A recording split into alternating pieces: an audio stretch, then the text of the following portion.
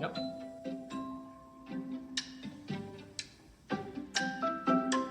Hi, I'm Daniel Lucas, and welcome to Book 101 Review. Book 101 is all about the books that I read for the last 40 years, and today I have my special guest.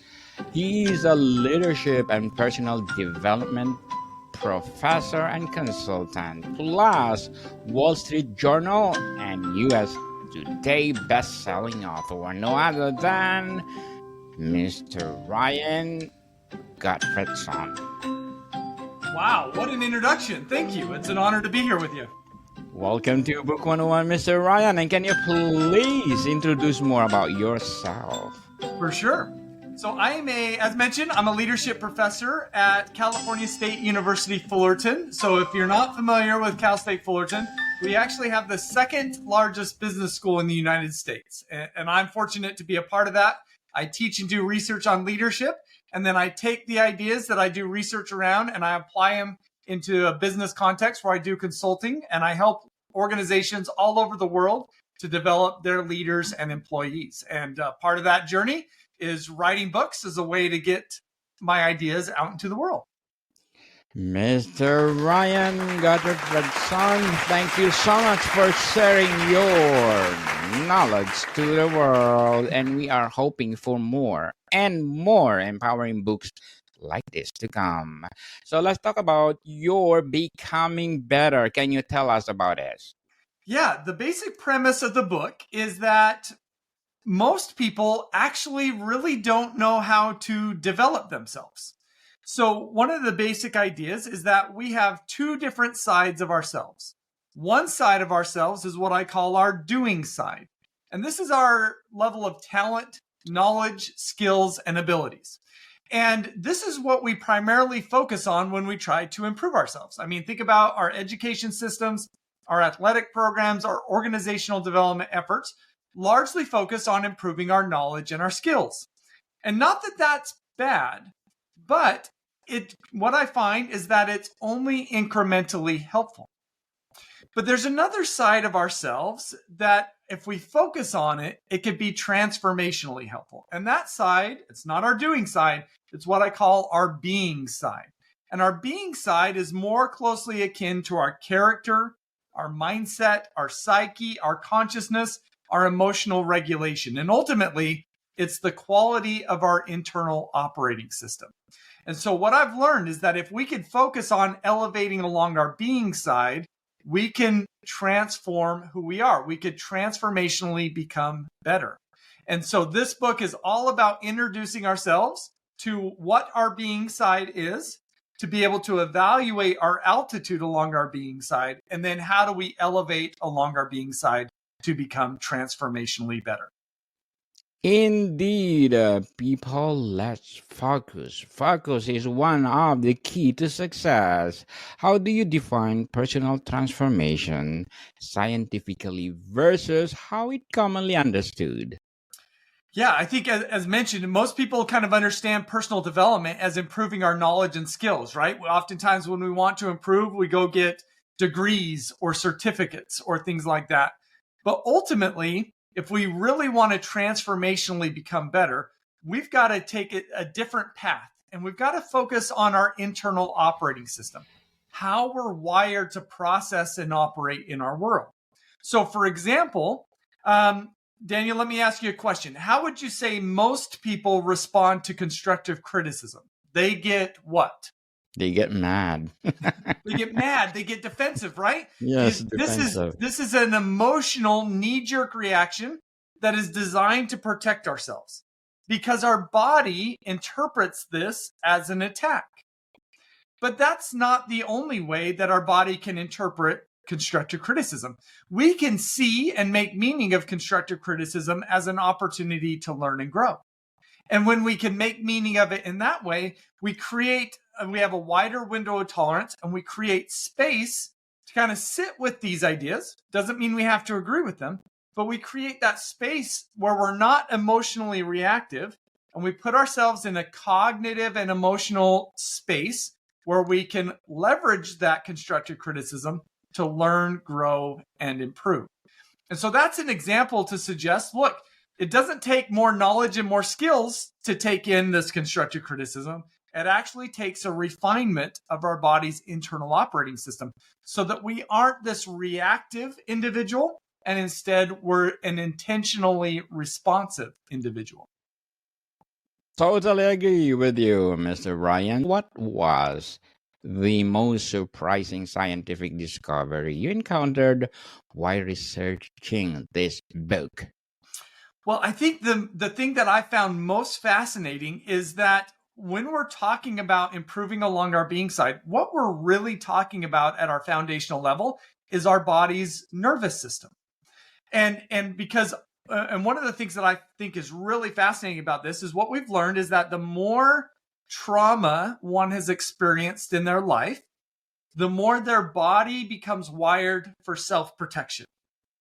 And while that self-protection may feel right and may feel good because it protects us from feeling uncomfortable, from looking bad, from feeling exposed, ultimately at the end of the day, those self-protective tendencies generally hold us back from learning, growing, and creating greater value in our world. So what's been fascinating to learn is that the more one experiences trauma, the more their body's nervous system becomes wired for self-protection. And the moral of this story, and to me it's a really beautiful moral, is that if we want to elevate along our being side at a foundational level, we actually need to focus on healing our minds, our bodies, and our hearts. And the more that we can heal from the trauma, the struggles that we've had in the past, then the more we're able to be a light to the world around us. Mr. Ryan, let's talk about the science behind transformation. Can you explain the key of neuroscientific principles that make personal transformation possible? Yeah, so one of the things, and here's what's interesting. We have more neuroscience research published in the last 10 years than all of time before that. The technologies have been advancing at the rate where now we're doing a lot of neuroscience research. So this really is kind of the cutting edge of personal development. And one of the things that we've learned is that in our brain, we have 3 brain networks. And these networks are responsible for how we process our world. They're called the salience network, which is our home of our emotions. And that's what assigns meaning to the signals that enter our brain. Then we have a default mode network. The default mode network is responsible for our non-conscious processing. And then we have a central executive network. And that network is responsible for our conscious processing. And what we've learned is that when these 3 brain networks are healthy, they work effectively together. And when they work effectively together, it allows us to see safe things as being safe and dangerous things as being dangerous. But when we experience trauma or we experience an environment that is maybe high pressure or high stress, those types of things can disrupt how these 3 brain regions work together. And in fact, they may become imbalanced in how they work together. So for example, somebody who's more hypervigilant, their salience network becomes overly strong and their default mode can't regulate it. Or the opposite is dissociation, where the default mode network overregulates our emotional salience network. And so most of us have some tendencies either towards hypervigilance or dissociation. And so when we understand this, it helps us to understand, look, if we want to better process and navigate our world, we've got to do some things to better heal these brain networks and how they work effectively, how they work together so that they can work together as a team as opposed to fight each other. Interesting indeed, Mr. Ryan. Very well said. Beautifully articulated. How does neuroplasticity play in a role in the process of becoming better? Yeah, what's great about understanding this is that it's really about neural connections that connect these brain regions. And our neural connections are things that we can change, we can improve, and we could work on. Our neural connections are a lot like our muscles. the more we use them, the stronger they become. And so what that means is if we've got some deficiencies going on as it relates to these neural connections in our brain, then once we could kind of understand that and learn about it, then it puts us in a position to be able to do something about it. So one of the ways that I do this with the organizations and the leaders that I work with is I focus specifically on mindsets. And mindsets are, at a foundational level, these neural connections that impact how we see and make meaning of our world. So I'm assuming many listeners have probably heard of the difference between fixed and growth mindsets. And these are mindsets that when we could learn about them, when we could determine whether we have more of a fixed mindset or a growth mindset, then we can engage in activities to be able to upgrade our mindset. So I found, and I've got to actually have a free assessment on my website at ryangottfredson.com. You can take this assessment to gauge the quality of your mindsets across 4 different sets of mindsets. And what I find is that I've had 50,000 people take this mindset assessment. And across the leaders that I work with, 60% of leaders have a fixed mindset. Now, I don't think all leaders believe that they have a fixed mindset, but that's what we find. And so once a leader can learn if they have a fixed mindset, that they have a fixed mindset, then we can engage in some developmental practices to help them strengthen their growth mindset neural connections. Indeed. Totally agree with you, Mr. Ryan. What role do genetics versus environment play in a personal transformation, according to the latest research?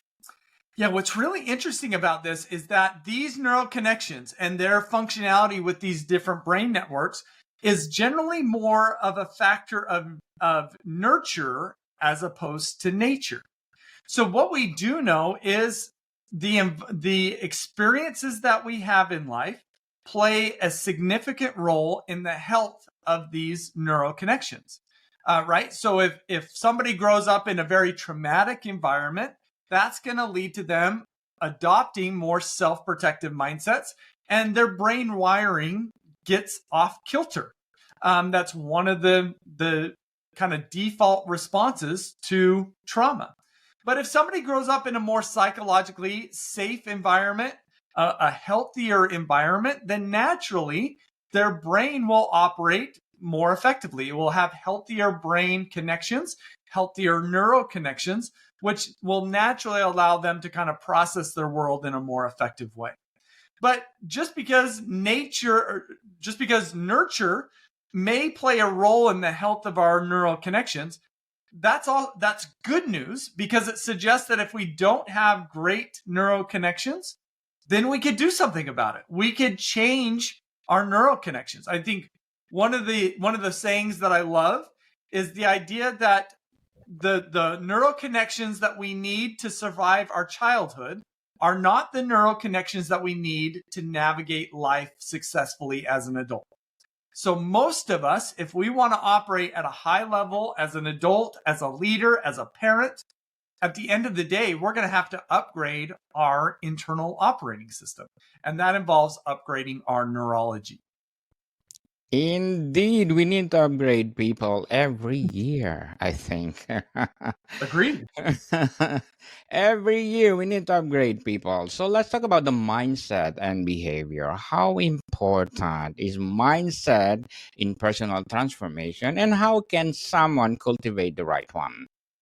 Yeah, great question. So I'm going to go back to our example of constructive criticism, right? So if I see constructive criticism as an attack, then I'm not going to think about it very positively. I'm not going to learn from it, and I'm not going to approach it. But if I see constructive criticism as an opportunity to learn and grow, then I will think about it more positively. I will learn from it, and I'm more likely to approach it. So what I'm trying to get at here is that our mindsets, whether we realize it or not, are the most foundational aspect of everything that we do. They shape how we think, how we learn, and how we behave, and therefore our success in our life, our work, and our leadership. And so what I found is that it is transformational for people to awaken to their mindsets and upgrade their mindsets, because what they're doing is they're upgrading themselves at their most foundational level. So if we can help people awaken to their mindsets and upgrade their mindsets, we will upgrade their thinking, learning, and behavior, and therefore their success in their life, work, and leadership. Yes, indeed. So, what's the common psychological barrier to transformation and how can it be overcome?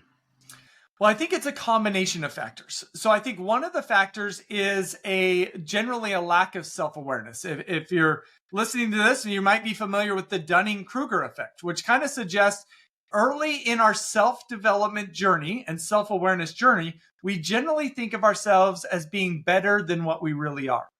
And that's actually what I find when I work with people on mindsets. And in fact, I was that same way when I first learned about mindsets. I thought my mindsets were more positive and more value creating than what they really were. In fact, let me give you an example of this. I was working with a group it's a healthcare organization, and I was working with particular in a leader of the group. She was bringing me in to give a workshop to all of her employees. And I had all of these employees take my mindset assessment. And this is the day before the workshop. And I realized that the leader of the group hadn't taken my mindset assessment. And so I called her up and I said, hey, will you take the mindset assessment? So that, because what I do is I aggregate the results to produce a collective mindset report. And I said, I want to include your results in this report. So will you take it? And she said, yes. And so she went and took it. And not too long after that, I got an email from her, and it was a rather scathing email. So she was saying, I don't agree with this assessment. My results are completely inaccurate. I'm not sure I want to be involved in this workshop tomorrow. And I'm thinking, oh my goodness, this is a train wreck. And so I could sense she was hot. So I said, I'm just going to let this stew, and I'm going to reach out to her in the morning and see if she's in a different space. So I didn't respond initially to her email. So I went to bed that night and I woke up to an email from her. And the email was quite interesting. So she said, well, I apologize for my prior email. After I sent it, I was talking to my husband about my results. And after talking to him, I think it would be a good thing for me to be a part of this workshop. So this is an example where she thought she had really good mindsets. Her mindset assessment said, you don't really have great mindsets. And she felt like that wasn't accurate. But then her husband kind of helped her see, hey, maybe this is accurate. Here's some examples of that. And so she became more open to working on her mindsets. And I know that that's a little extreme, but I generally find that people oftentimes kind of have that initial reaction when they learn about their mindsets, is that their mindsets may not be super healthy.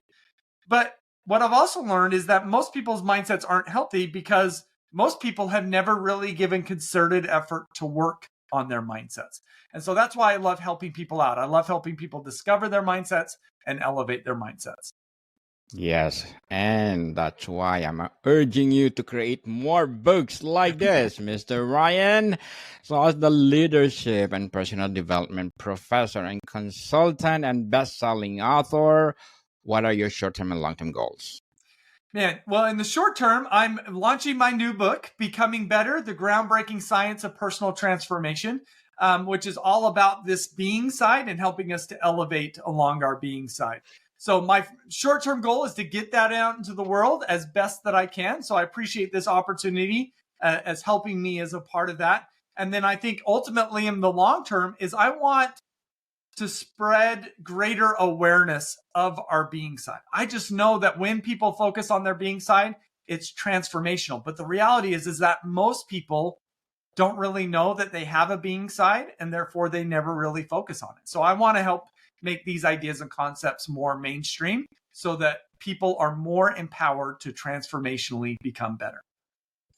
Good luck to your goals, Mr. Ryan. And what will be your advice for those people out there want to becoming better?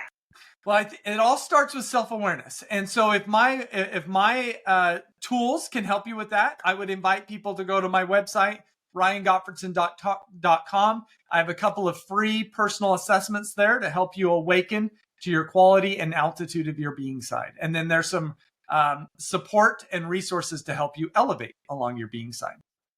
Indeed, people, it's time to becoming better. And thank you for your advice, Mr. Ryan. So, what's the biggest myth about personal transformation that your book debunks? Well, the biggest myth is that most people feel like to get better, they have to work harder. And they have to double down. And what I've learned is that just generally doesn't work, because generally when we're working harder at something, we're focused on improving on our doing side.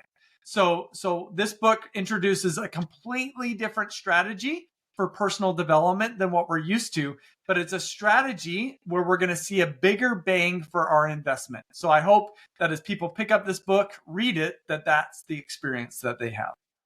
Yes, people, read it. Mr. Ryan, before we wrap up our discussion for today, I'm inviting you to please do listen to my other podcast, people.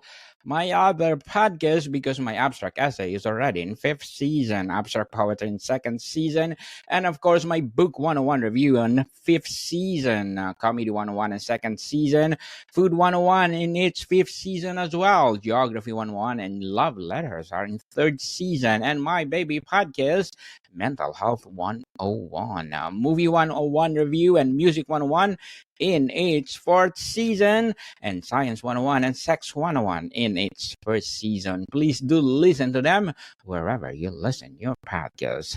Mr. Ryan, what's one key takeaway you hope every reader will gain from becoming better? Wow. Well, and look at all those podcasts you have. You're a Renaissance man, Daniel. So this is great. But the one thing that I would love readers to take away is just simply the idea that they can transform themselves. They could transformationally become better. And it really comes down to our willingness and our ability to seek after healing our minds, our bodies, and our hearts. Indeed, people, amazing and great, empowering book, Becoming Better. Thank you so much for sharing your knowledge to the world, Mr. Ryan. And can you please invite our listeners to support your upcoming book? That would be great. You can find my book on my website, ryangottfredson.com. Also connect with me on social media. Would love to connect with you there.